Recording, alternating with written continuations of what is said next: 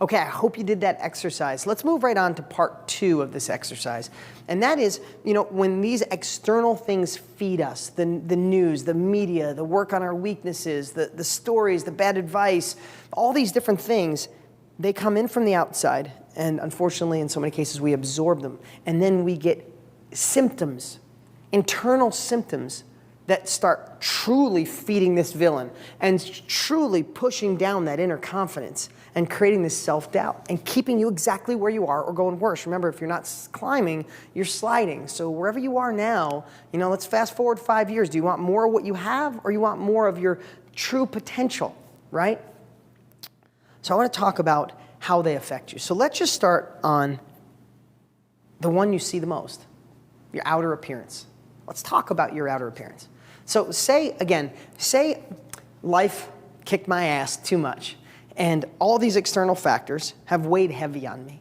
And that villain is, it's which one are you feeding, the good wolf or the bad wolf? The good wolf is the inner hero. The bad wolf is that villain that holds you back, that's made you miss too many things in your life, and missed opportunities, and lost love, and lost money. I don't know what it is, but it's in there, right? So let's just talk about outer appearance. If you saw me walk in, and I walked in and I was like, hey, how you doing? Nice to meet you. It's really great to be here. We got some cool stuff to talk about. Or I walked in and we were having a meeting and I said, hey, how are you? It's fantastic to meet you. I am so excited about today. Seriously, we got the coolest things in the world to cover. How would you define those two people? Say you and I were on one side of the street and we're being sneaky, and across the street there's a whole bunch of outside cafes, and there's people sitting in the cafes, and you and I are sitting there and we're watching the people, and we pick out one person in particular, and that person's sitting there and they're eating kind of eyes down, shoulders forward, not really lifting their head up, and the waiter comes by and said, can I help you with anything? And they're like, no, I'm good, thank you, and they're sitting there and not really smiling much, and kind of one of those outside appearance. If you and I were just across the street and I said, really quick, here's a yellow pad, write down what kind of person you think that is. How do you think they do at work? What kind of father do you think that person is? What kind of lover? How much passion? How much joy? Do they like their job? Dislike their job? Do they make a lot of money? A little bit of money? Just think how quick of that snapshot right there that you would decide, because your subconscious, think about your subconscious. You know how many times more powerful your subconscious is than your conscious. Controls everything. Your subconscious is like a hard drive, and we just feed data in it our whole lives. When you have a gut feeling, what that is your subconscious saying, hello, I can identify this in a half a second. I've been pulling this data in for years. Your gut tells you that person's either depressed, lazy, not getting stuff done. You feel it. But then what if we looked across and we saw someone else sitting there? And they were sitting there and their shoulders were back and their eyes are wide open. They're looking around, maybe reading something. The waiter comes over and goes, hey, how are you? Oh, that looks amazing. Thank you so much. Oh, no, I don't need anything else, but if I do, I'll call you. What's your name? Lisa. Lisa, thank you so much. I appreciate you serving me. And they sit and they eat. They're looking around, say hi to the person next to you. What if I said immediately, okay, take another piece of paper and write down, you think that person's enthusiasm. You think they go to the gym? You think they have more passion, better employer or employee? You think they're a better spouse, right? Immediately, your subconscious would make that total defining difference between those two in an instant. So what do you think your outer appearance does for you? Here's a cool thing. I Googled last week the effect of just a smile. Not changing your state, because we're going to get to that. I'm going to teach you how to freaking change your state, build the confidence, and ride this new wave that you deserve. But let's just say nothing else. What if we just smiled? Do you know there's studies? This blew my mind. If you ever want to Google the effects of just a smile, when you smile, your body says, I thought we were stressed, but maybe we're not because we're smiling. And literally stress goes down immediately from a smile because your body, the subconscious, is so powerful. It's saying, hey, dude, hey, everybody, we're smiling. Calm down a little bit. From a smile. Smiles, listen to this. You live longer. Proven fact. Lower blood pressure. Proven fact. Better friends. Proven fact. Longer marriages, proven fact. A doctor did a study with people who graduated high school, and the people with the biggest smiles compared to the people who took yearbook pictures like this, they went back and studied them 30 years later. Just nothing else, not where they live, not their income. They just said, who is happier, who made more money, who had better relationships, who lived longer. The people who smiled in the yearbook far blew away the people who didn't smile. So if a smile can do that, what would it be like if you had your shoulders back? If you lifted your eyebrows up? If you just put a presence onto the people that you like to be around, you become that person. Because the other thing too is when you become that person with a better outer appearance, you attract the same people and you repel the people who are miserable. They can't be around you. You don't have to self-select friends that are negative. Start smiling more and those people will be pushed away. Now this is something I want to thread through this entire training. What I'd love for you to do, if you can't do it right now, do it at the end of section 1. Okay, is I want you to grab a picture of yourself where you don't look the best. There's no smile, maybe a relative, a friend, a daughter, a son, a spouse took a picture of you and you're just like, you're that person across the street, totally looking down, looking bad.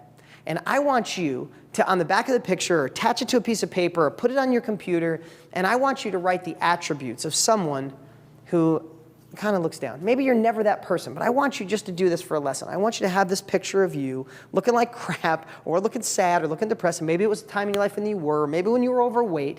And I want you to write down the attributes of you fueling the villain and having the villain in control. Seriously, I want you to have that picture of you and picture that person is letting the villain run his life. We're living with a scarcity mindset. We're running out of water. We're running out of food. We're going to go to World War III. Our country's not in control. We're broke. Why should I do anything? That scarcity mindset. If I make money, I must be taking it from somebody else. I have envy, and everybody who gets ahead, they must have got lucky. They're lucky bastards. Everything goes right for them, not me. That's the villain.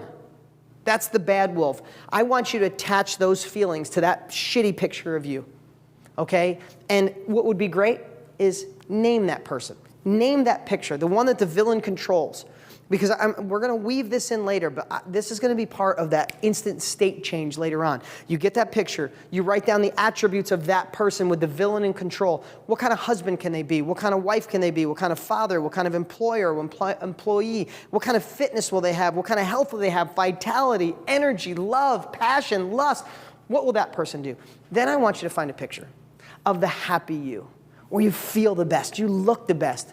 And that one, let's name that one too, because that's your inner hero. Again, this is the part, anytime you want to stop this video and go do this exercise, we're going to be using this in section 3, and you're going to be using it for the rest of your life. I promise you that. But I want you to find that picture where the hero's in control, the good wolf, the villain is dead. That's the person. And what attributes is that person? Is that person vibrant, alive, passionate, have lust? Does that person work out, exercise, have an incredible relationship with their children, making more money? Those two people, when you start, and we'll weave this too, when you attach those two, villain and non-villain, villain and hero in your life with a name to each, and maybe you name that one your name 4.0. That's Dean 4.0. That guy is a badass. That woman, she's rocking. She's a freaking rock star with life, right? Because later on, when we talk about the stories that come through, when we talk about how to get into a certain state and how to build confidence, we're going to have those two pictures as something you can look at for the rest of your life and go, do I want to be the person to the left? Or do I want to be that freaking rock star to the right? And we're going to give you these triggers that immediately bring you there and the power to stay there. So let's go over here. So number 1 was your outer appearance. I'm going to abbreviate because I can't spell. It's not my unique ability. It's a weakness, and I don't work on it. I'd be afraid I spell appearance wrong. Imagine that. Okay. Second is the words we use. Okay. Let's think about this. The words we use. Why do they have an impact on us? Because with all the words in the English or any language you speak, what happens is we start finding these words that associate an emotion. Remember, all those external factors get put inside of us. This villain grows up. The confidence goes on. Self-doubt. The world's no good. We go from an abundant mindset to this scarcity mindset. And it doesn't mean your scarcity mindset that you're this horribly negative person, but if you're thinking the glass is half empty more than 50% of the time, more than 80% of the time, more than 20% of the time, You could be stalling your life. Remember, confidence doesn't have to go to 0, it just has to go to 90%. So what happens is we come up with these words that trigger emotion. If a smile can have our body say, wow, maybe things aren't so bad. I thought we were stressed. I don't think so. What can words do? The association of words. I'm stressed. How you doing? Stressed. How else you doing? I'm overwhelmed. You get these words that trigger this emotion. We're going to talk about triggers to get in a great state of mind. What about these triggers that put you in a crappy state of mind? You get a phone call, and we have one word that identifies so many different things. You get a phone call, and you could say, I'm pissed. You walk around pissed all day. You say, I'm overwhelmed, too much going on, I'm stressed, and you find, I don't know, what's your word? Maybe right now is the time to stop the video and find what are your trigger words that help put you in a state. And here's the greatest thing. Why not flip those words? Flip them upside down, right? We talked about appearance, shoulders back, big smile, eyebrows up. That alone with a smile literally is going to help make a difference. Your day will be better today, tomorrow with just that. Well, what if we took all those trigger words out of our vocabulary? What if instead of saying, I'm overwhelmed, you say, I'm blessed with opportunities. And just as a joke in your own head, you say, God, I'm overwhelmed today. Nope, I'm blessed with opportunity. I'm learning a ton. Like, how do you replace the crap triggers with just words that won't do anything to your body, your emotions, won't fuel that damn villain? What can shut him up and fuel that hero that we're going to be talking about in section 2 on how to kill this villain once and for all, shoot him dead, right? But these things along the way, your outer appearance and the words you use. Think about sharing with a friend. What do most people do? One of my biggest pet peeves in the world, because I truly believe, I want to digress for a second, I truly believe there's 2 types of people. There's battery chargers and there's battery drainers. I got that from my good friend Joe Polish. He said, you're around somebody in a few minutes and man, you could feel like, oh my God, this person's amazing. And you can be around someone else for just seconds or a few minutes and be like, oh, I have nothing left. They're plugged into you and they're sucking out your energy. And the more you identify those 2 different types, the more you start seeing them coming. Like, oh, this is a battery drainer. And one of my things is you say to somebody, hey, how's it going? They go, oh, man. And they give you their word. Start identifying that. What about you? When someone says, hey, how are you doing? Again, if you're watching me, I would bet to say you're the type to say, I'm doing great. But just be careful and make sure there's none of those words coming. Things are good, but man, there's a lot going on. I'm a little overwhelmed. Because that just triggered your body to the feeling of overwhelm. Your physicality, your words, they're all attached in here. And that villain's like, yeah, we're overwhelmed. Let's send the stressors. Let's get the panic, right? You're feeding it. What if you saw somebody and every time it's like, hey, how's it going? Good. How's it? A lot going on? Yeah, I have so much going on. Lots of opportunities, and I'm learning which ones to throw away. Just tiny little shifts in how you use your words can fool your body into saying, hey, we got this. We're under control. And that leads right into the third one, is that who we surround ourselves with. Sorry. Get sloppier at the end, right? Who do you surround yourself with? Now, we talked about battery chargers and battery drainers. And here's the hard part. You know, the sphere of influence around us, if we kind of look, you know, every industry transformer, life transformer, everyone says the same exact thing, and because it's true. If you have 3 negative friends and 3 positive friends, you're somewhere in the middle. Who you surround yourself is who you become. If you have a spouse that's negative every single day and you're trying to be positive, you guys will both land in the middle. And if your spouse is really strong, you might lean towards them, right? So that's why you share this with them and work on this together, because who you surround yourself is who you become. And here's what I want to tell you. You don't have to push people out of your life. I've noticed this through every evolution of my life. You know, I'm on a spiritual, conscious voyage right now more than ever before in my life. And I'm on a mission to transform lives. I appreciate so much that you're spending time with me right now, because this is my unique ability. This is my passion. If I can get you to make that little shift and you transform your life, all I want to do is be the spark. I'm not there holding your hand. I'm not making you do this. This is you. You're watching this far because you want more. And I hope I can deliver it to you in a really easy way where you can say, I can do that. That's my gift. But as I've evolved, as I've gone from that broke kid with a broke mindset where relationships don't work and I probably won't make a lot of money to changing my whole story and changing my mindset and seeking out ways to become more conscious and to love everybody and to not, I don't have confrontations. I don't do fights. I just don't. And I can love my way through anything. And instead of stacking on all the negative stuff in my life, I've learned to stack on the positive and practice gratitude. But it all started because I could change my state and I found this confidence. That's why those two things are most important. And you'll see that in section 3. But you don't have to push negative people out of your life. Unfortunately, they go as you evolve. You start changing your physicality, you changing your outer appearance. You start changing the words that come out of your mouth. You start getting rid of the negative news in your life. You start not listening to limiting beliefs and someone says, oh, you're crazy, you shouldn't try that. Say, oh, I love you, thanks for your opinion, but I'm still gonna do it. You start doing those things, people are gonna think something's wrong with you. Why is that lady happy all the time? What's wrong with her? What's wrong with him? And this isn't just me, but I've watched the people leave my life, and guess what happens is, I'm going to share with you later, you don't have to add new stuff to your life. This isn't about me telling you to add all these different exercises to your life, because what you do is you replace them.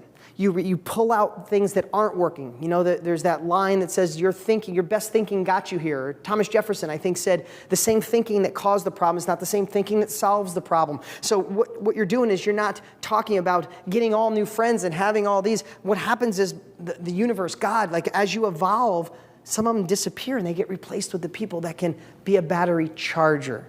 Right? Some of the strategies I'm going to teach you or I am teaching you, I don't want you to think you got to pile this on. You're taking negative news out and you're replacing it with something else.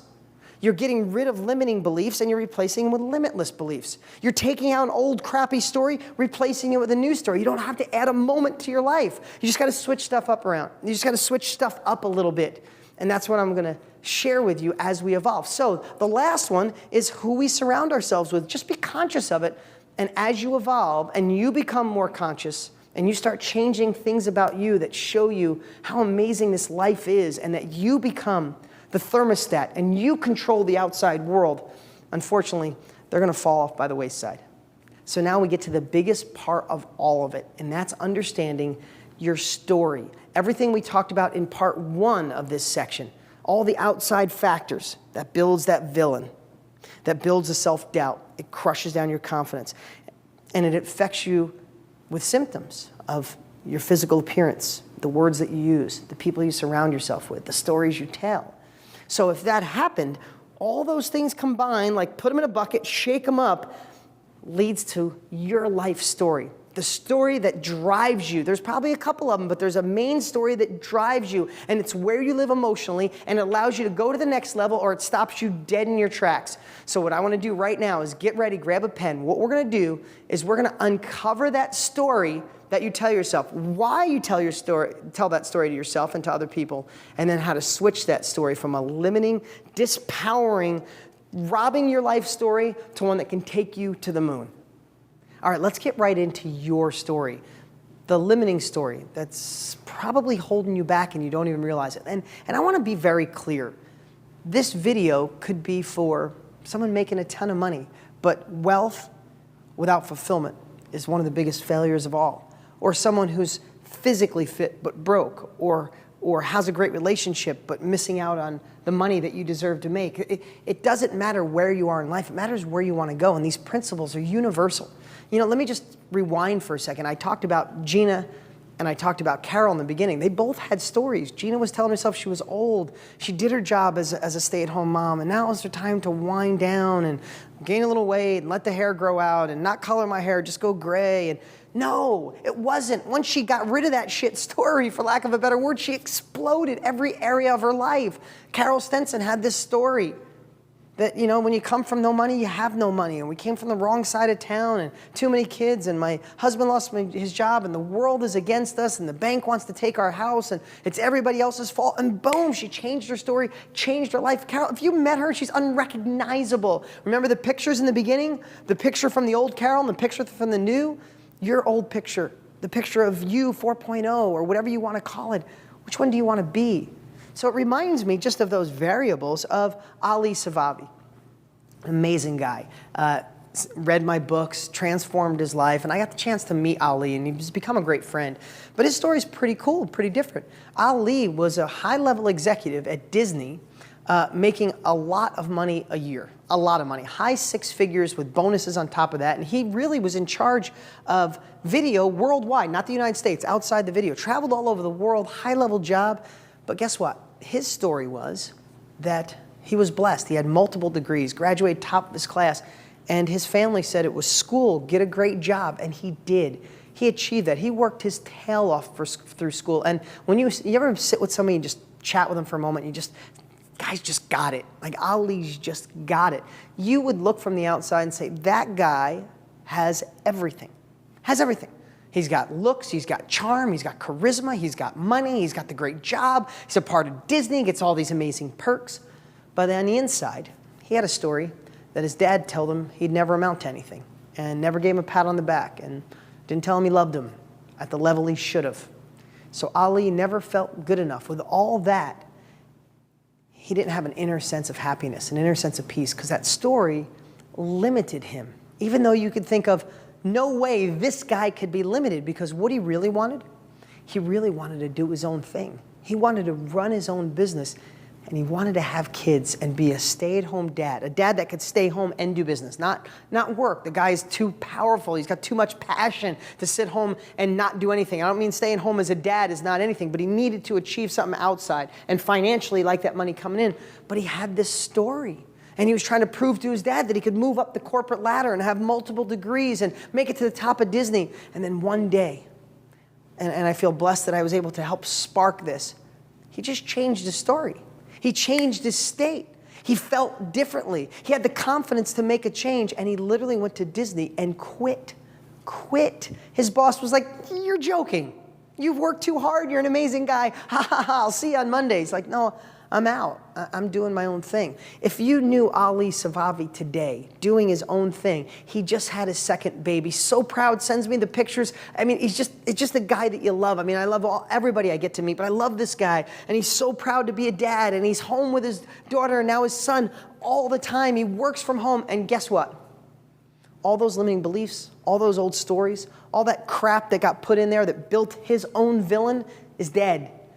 And he's actually making more money. Wouldn't say it if it wasn't documented. He's making more money now doing what he wants, doing his own thing, than he did working as a high-level executive at Disney, because he changed his story.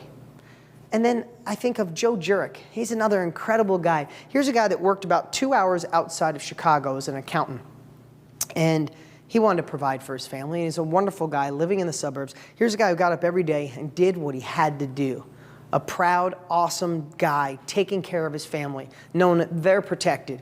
And he would drive a 2-hour commute to work and leave before his kids got up. And he would drive 2 hours at night, and a lot of times he'd get home when they were already asleep. But that's what he did.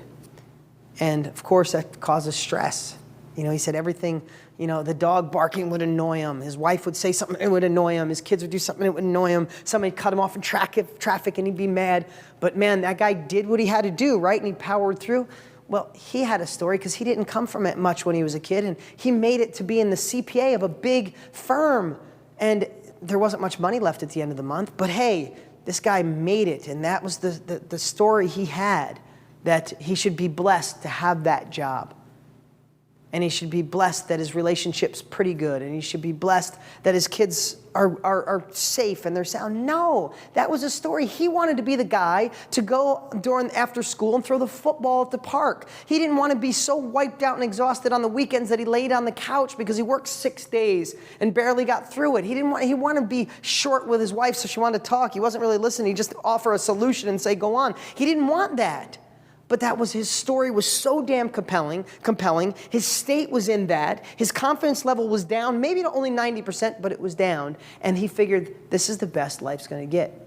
Until he changed that story and said, no, my kids deserve me.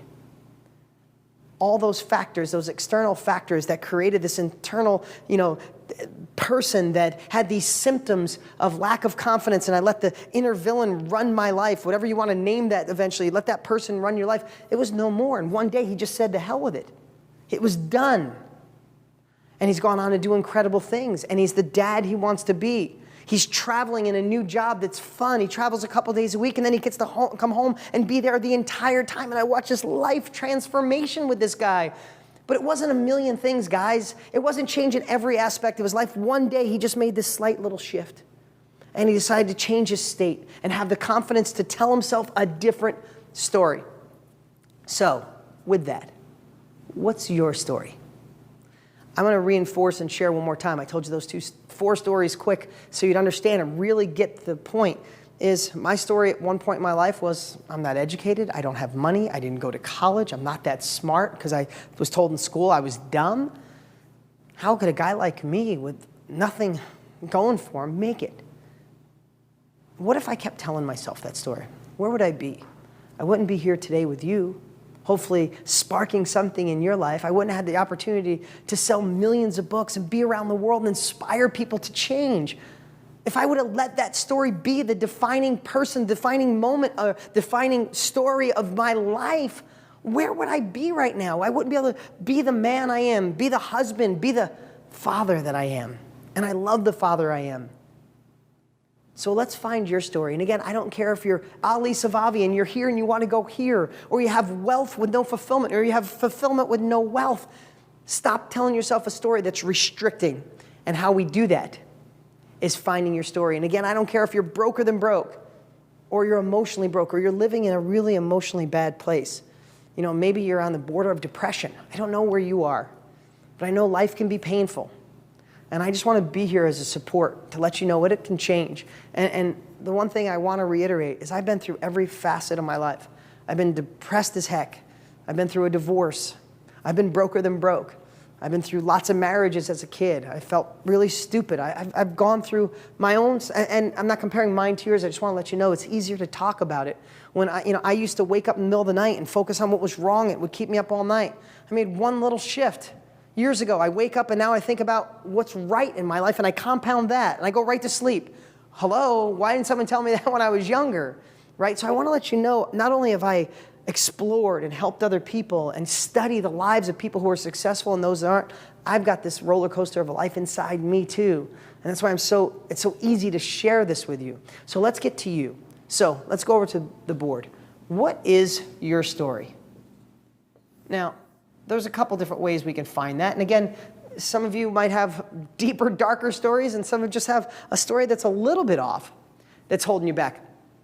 But what is your story? What event? Here's what I'd like to do. And we could, if you're in a place where you could stop this video, I would love for you to stop at each section and write it down while it's fresh in your mind. Because those little pieces are going to add up to the story that you tell yourself. So let's start here. 1, what's an event in your life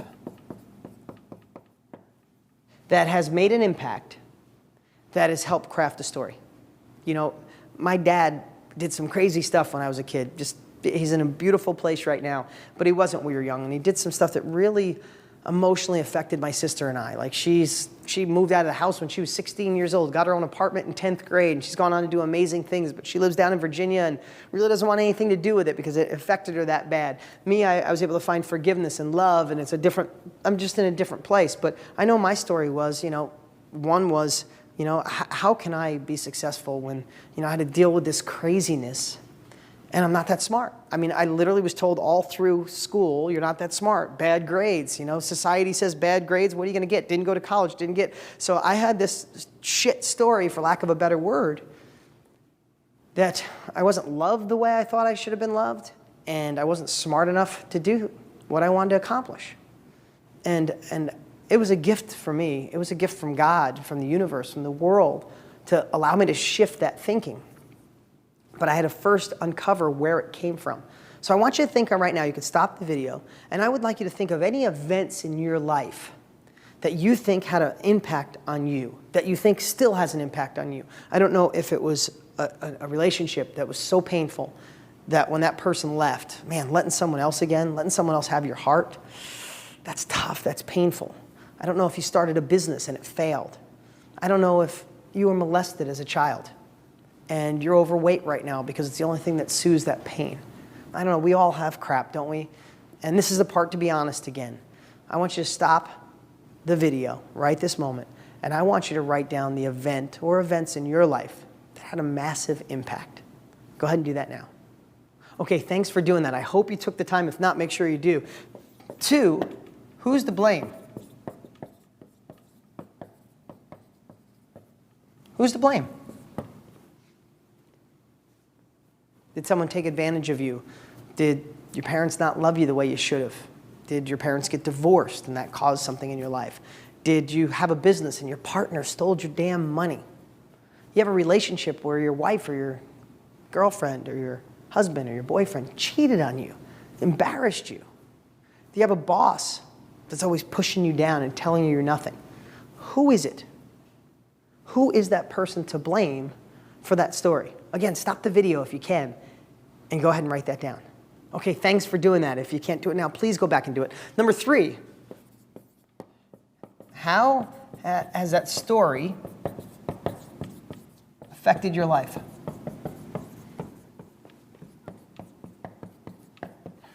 So how's that story affected your life? Has it served you well? Has it exploded your life? Has it have you living with doubt, confusion, going to therapy, trying to find the deep root of where this came from? How has this affected your life?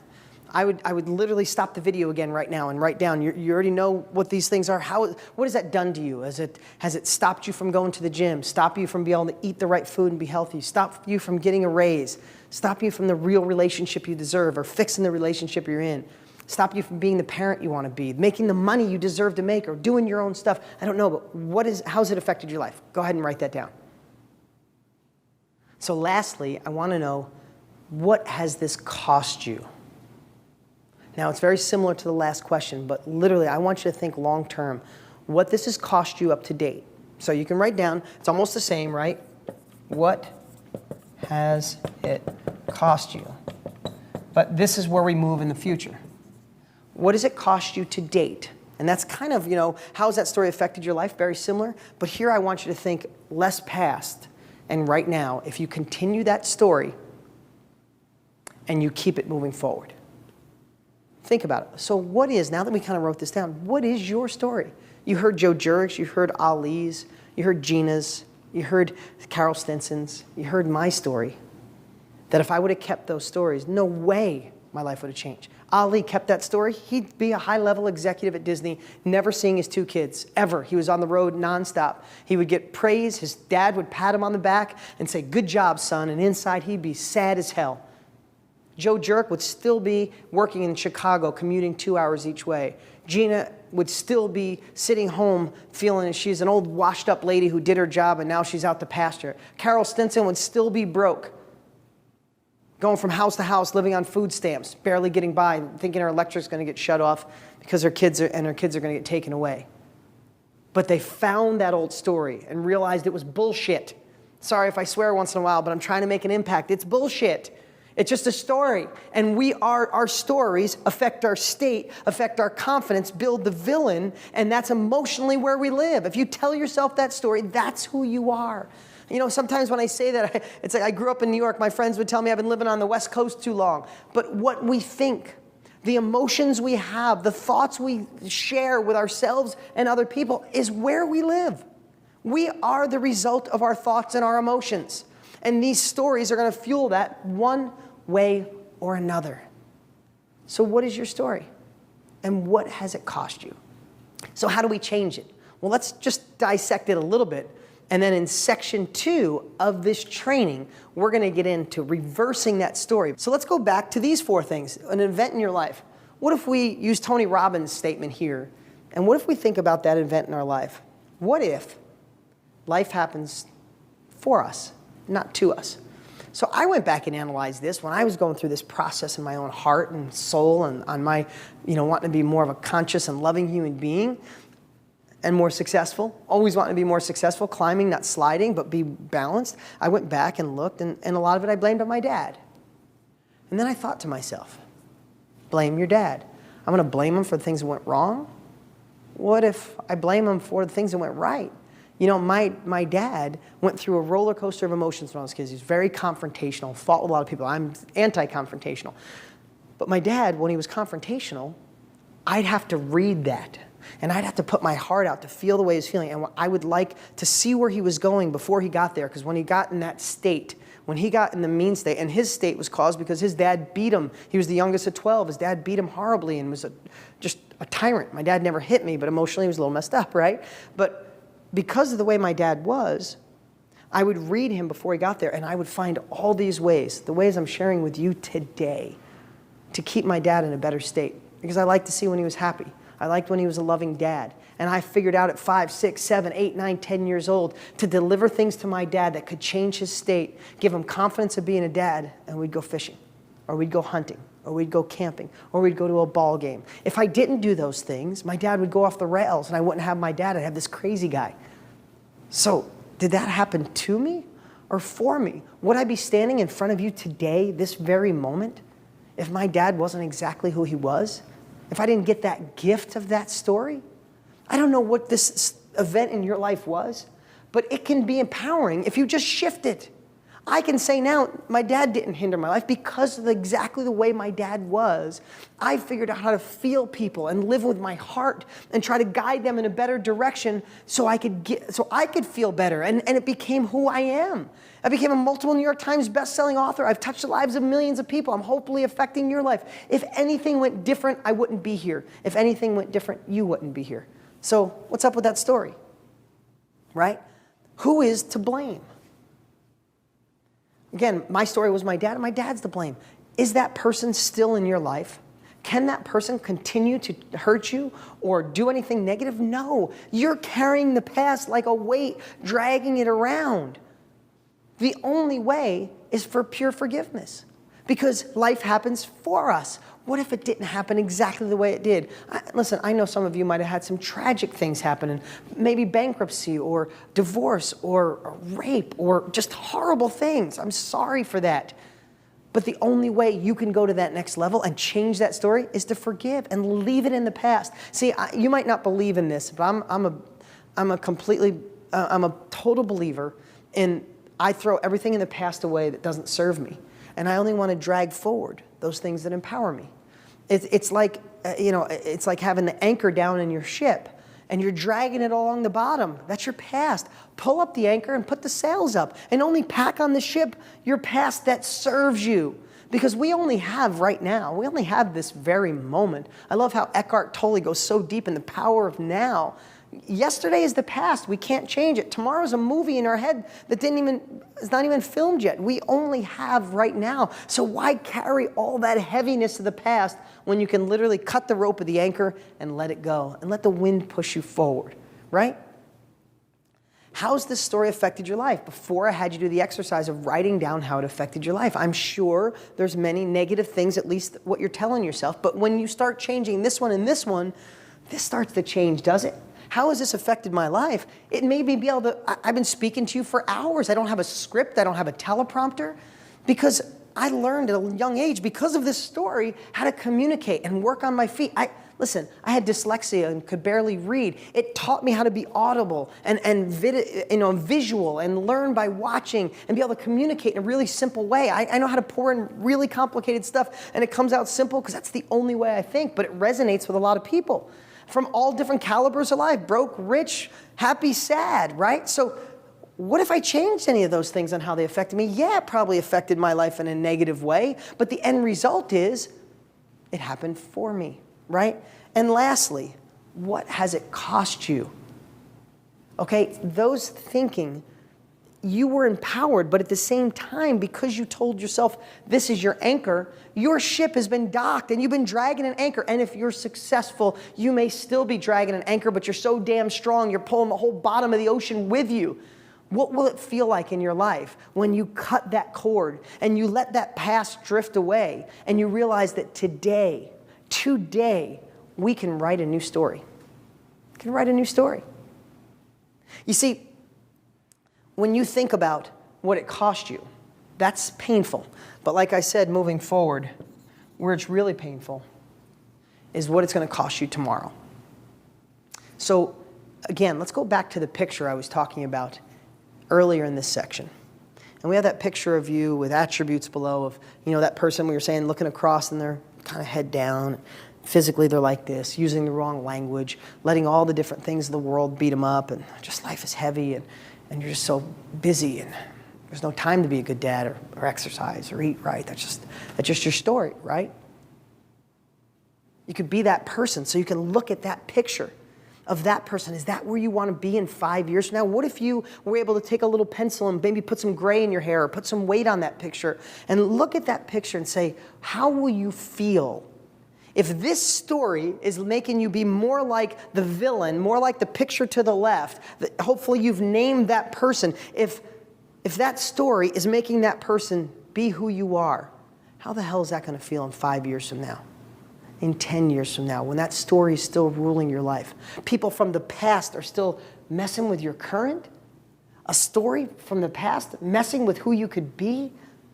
Or looking at that picture of you 4.0 or you at the next level and going, that's who I want to be. And the attributes of what kind of dad or mother or husband or employer, employee, how much money, all that would from that person.